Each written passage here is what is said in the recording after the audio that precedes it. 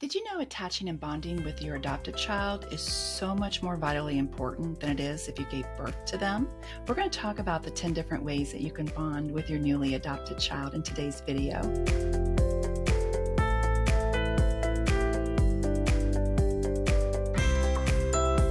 Just in case we haven't met yet, I'm Steffany Aye. I am the founder and executive director of Adoption and Beyond, where we help adoptive and birth families with the educational and emotional guidance from the beginning to placement and beyond.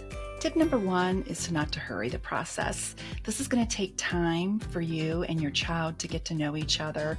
The reason why it's so important to do the bonding and attachment with your newly adopted baby is because your baby is experiencing trauma from being removed from their birth mother. So they're used to their birth mother's smells and the way they walk and the way they move and their voice. And so now we've removed that child from that environment and put them into a new environment.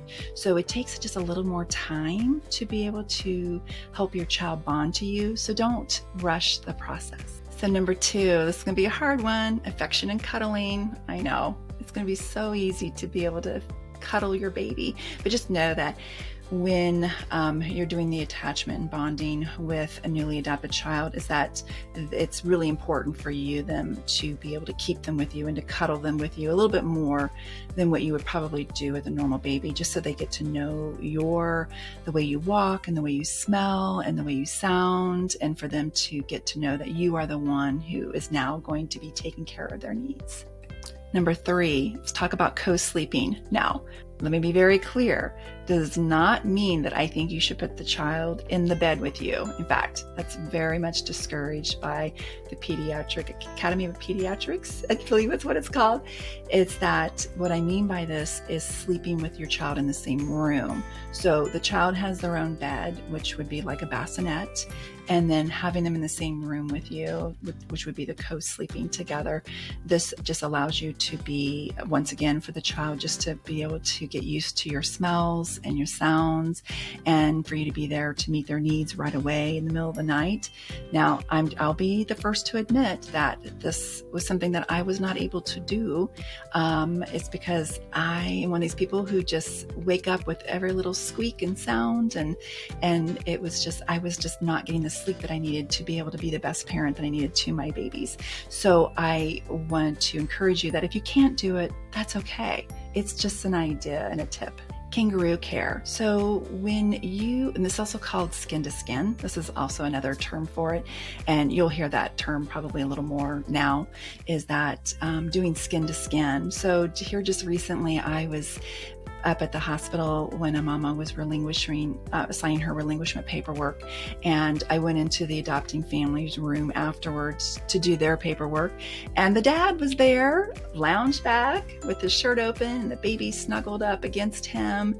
And so it was just so warm to see the kangaroo care and the skin to skin being done from the very beginning, which is what we recommend. So number 5 is starting family traditions. So that would be starting what is called, for example, a scrapbook for your child, and it's called a life book. You'll hear that if you Google that, you'll see what those are.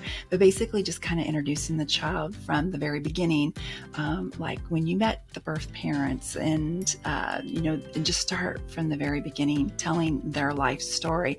And another thing that we are just going to start giving out to our families here very soon is I wished for you, and we'll link to this down in the notes to this video.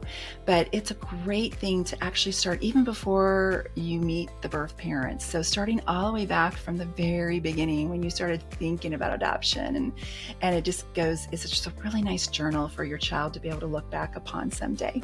Number 6 is family support. So what does family support have to do with bonding with your child? It has everything to do with it. We recommend that you have support around you, especially when you first bring your child home. You're going to need a lot of extra help from the grandparents and brothers and sisters, or whoever is going to come over, aunts and uncles. But just know that you should still remain the primary caregiver for the child. So the way they can support you is to be able to help you with cooking food and doing laundry and cleaning. And those are the ways that they could really help you, making sure that you remain the primary caregiver for your child, because you're still at the very beginning stages of trying to get the child to know that you are the one who is now their caregiver and going to be there to meet their needs. Number 7, be sure you take care of yourself. Commonly you'll hear about postpartum depression, and a lot of times people attributed that to someone who has given birth to a child, but that also affects adopting families as well. So if you feel you need the help, please reach out to your social worker, the ones who did your home study, the ones who are doing your post-adoption visits, and be sure you let them know that you need help, and it's okay. Don't feel bad. That's what we're here for. We're here to help you be the best parent that you can. And so it's vitally important that you take care of yourself. Be sure you take, an afternoon to yourself to go do something that you want. Be sure you take a date. If you have a partner, be sure you take a date with them and take care of yourselves in order to be able to take care of, like when they talk about the airplane, when the masks come down, put your mask on before you put the mask on. If someone else who needs help, that's exactly what this is. You have got to take care of yourself in order to be able to take care of somebody else who needs you. Number 8 is communication. So we all know that our baby doesn't understand what we're saying to them, but we all know, if you don't, that it's really important to talk to your baby. This is part of the bonding for them to get to know your voice and get to know who you are. And also, of course, with brain development and being able to start taking in language, and it just builds the synapse in the brain. And so communicating with your child is vitally important, to talk with them. And also, this is a really good time to say, start using adoption language with them, saying, when you're holding them and rocking them, looking down at them and saying, I'm so happy we were able to adopt you, and I'm so glad you're part of our family now. And just being able to just use that communication to also start talking about adoption and becoming comfortable with it yourself. Number 9 is eye contact. So when you're talking to your baby, be sure you're having eye contact with them. When you're caring for them, the baby is able to see from the crook of your elbow up to your eyes when you're feeding them. So it will be important to be able to have eye contact with them, and that just lets your child knows that you're there for them, and that they'll be able to start recognizing your facial expressions, and you'll be able to start learning their cues as well through the eye contact. And number 10 is simply relax. It's going to take time for your child and for you both to bond to each other, and just taking advantage of the time that you have off from work and taking more extended time if you need to. So just relax and just enjoy this time in your life to the best that you're able to.